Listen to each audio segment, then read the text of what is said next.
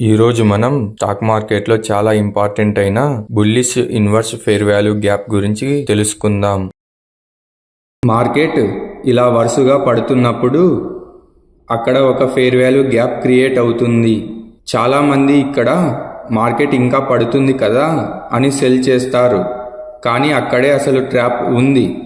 ఇక్కడ చూడండి, ఈ గ్యాప్ని మనం బేరిష్ ఫెయిర్ వాల్యూ గ్యాప్ అంటాము.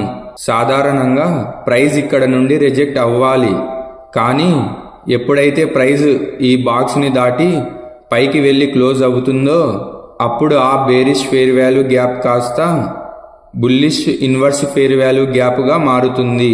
అంటే సెల్లర్స్ కన్నా బయ్యర్స్ ఇక్కడ చాలా స్ట్రాంగ్గా ఉన్నారని అర్థం. ఇప్పుడు ఈ గ్రీన్ బాక్స్ మనకి ఒక స్ట్రాంగ్ సపోర్టులా పనిచేస్తుంది. ప్రైస్ మళ్ళీ ఈ జోన్లోకి వచ్చినప్పుడు మనం లాంగ్ ఎంట్రీని ప్లాన్ చేయవచ్చు. మీరు ఎప్పుడైతే ప్రైస్ ప్రీవియస్గా ఫామ్ చేసిన స్వింగ్ హైని బ్రేక్ చేస్తుందో అప్పుడు మీ ఎంట్రీని మీరు ప్లాన్ చేసుకోవచ్చు.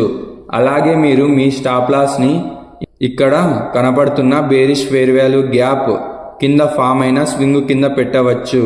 అలాగే మీ టార్గెట్ని ఇక్కడ పైన ప్రీవియస్గా ఫామ్ అయిన స్వింగ్ హైస్ దగ్గర పెట్టవచ్చు.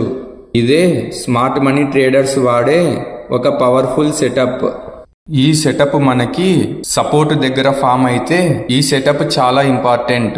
కావాలంటే మీరు బ్యాక్ టెస్ట్ చేసి టెస్ట్ కూడా చేయండి.